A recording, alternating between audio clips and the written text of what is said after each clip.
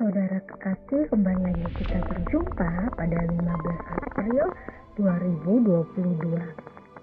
Kembali lagi kita akan mendengar kebenaran firman Tuhan secara bersama-sama dengan judul Mengalami Mujizat. Lalu berkatalah Elisa, dengarlah firman Tuhan. Beginilah firman Tuhan. Besok kira-kira waktu ini sesukat tepung yang terbaik akan berharga sesikal dan 2 sukat jelai akan berharga sesikal di pintu gerbang Samaria. 2 Raja-Raja pasal 7 ayat 1. Bahan bacaan 2 Raja-Raja pasal 7 sampai dengan pasal 9. Samaria yang adalah ibu kota dari kerajaan Israel Utara harus mengalami kecaman dari Ben-Hadad, Raja Aram.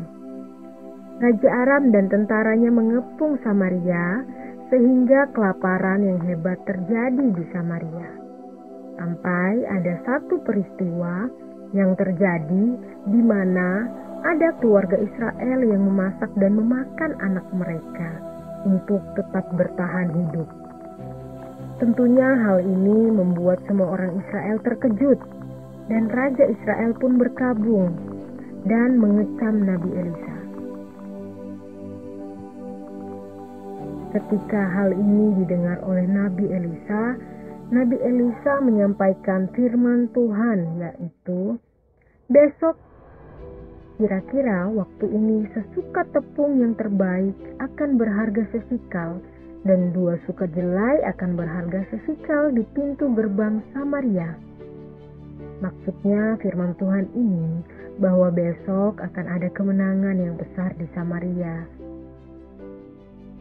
Tetapi seorang perwira yang adalah ajudan raja tidak percaya. Bahkan dia katakan, sekalipun Tuhan membuat tingkap-tingkap di langit, masakan hal itu mungkin terjadi? Ketidakpercayaan dari perwira tersebut akhirnya berujung fatal. Ada 4 orang kusta yang duduk di depan pintu gerbang. Mereka memberanikan diri untuk masuk ke perkemahan tentara Aram.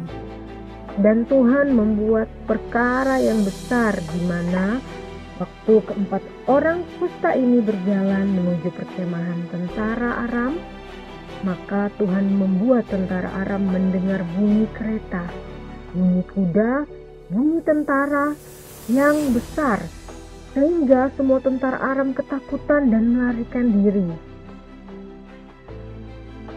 Tuhan sanggup mengubah langkah kaki dari 4 orang kusta tersebut menjadi seperti laskar tentara yang besar.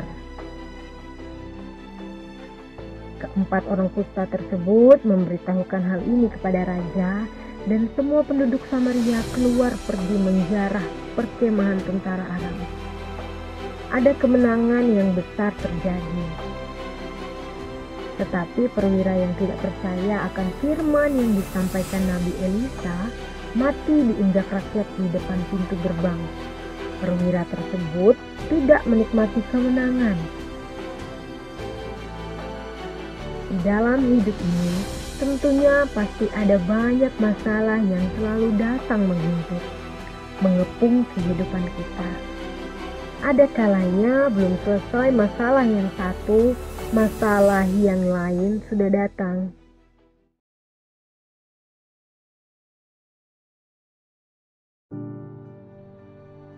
Hal ini pun sering kali membuat kita putus asa. Bahkan ada yang langsung bertindak tanpa bertanya kepada Tuhan. Seperti halnya dengan masyarakat Israel. Tapi ingatlah, Tuhan Allah yang sama yang sudah menolong orang Israel dari kesesakan. Allah yang sama akan menolong kita juga. Maka apa yang harus menjadi prinsip dalam hidup kita untuk mencapai kemenangan? Yakinlah dan percaya Allah sanggup menolong kita dari hal-hal yang kecil. Kusta pada waktu zaman perjanjian lama adalah penyakit yang najis. Orang yang sakit kusta akan dikucilkan dan tinggal di luar perkemahan. Tapi siapa sangka justru dari orang kustalah Tuhan pakai untuk menolong orang Israel. Perhatikan, ada kalanya di mana Tuhan akan memakai hal-hal yang kecil, hal-hal yang tidak dipandang untuk memberikan kemenangan dalam kehidupan kita.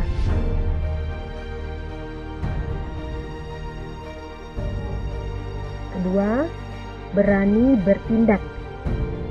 Beranilah bertindak seperti keempat orang kusta ini. Sekalipun mereka sakit, tidak punya kekuatan, tetapi mereka berani. Bagaimanakah dengan kehidupan kita? Apakah kita hanya terbelenggu dengan kekurangan kita, sehingga kita menjadi takut untuk melangkah? Ada kalanya karena ketakutanlah yang membuat kita tidak mengalami kemajuan. Beranilah maju, ambil setiap kesempatan yang Tuhan sudah berikan dalam hidup kita. Ketiga, tetap menjadi berkat. Sekalipun keempat orang kusta ini dikucilkan, tapi mereka tetap menjadi berkat. Mereka membawa kabar bahagia kepada orang Israel. Tetaplah menjadi berkat.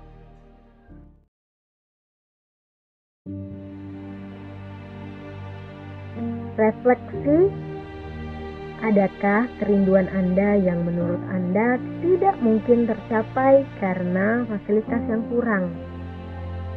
Maukah Anda menyandarkan kerinduan tersebut kepada ketidakterbatasan Tuhan? Mari kita berdoa. Tuhan, biar kiranya firman-Mu selalu membangkitkan imanku, sehingga tiap hariku disertai dengan tanda mujizat. Amin. Power statement: tidak ada yang mustahil bagi Allah dan bagi orang percaya. Tuhan Yesus memberkati.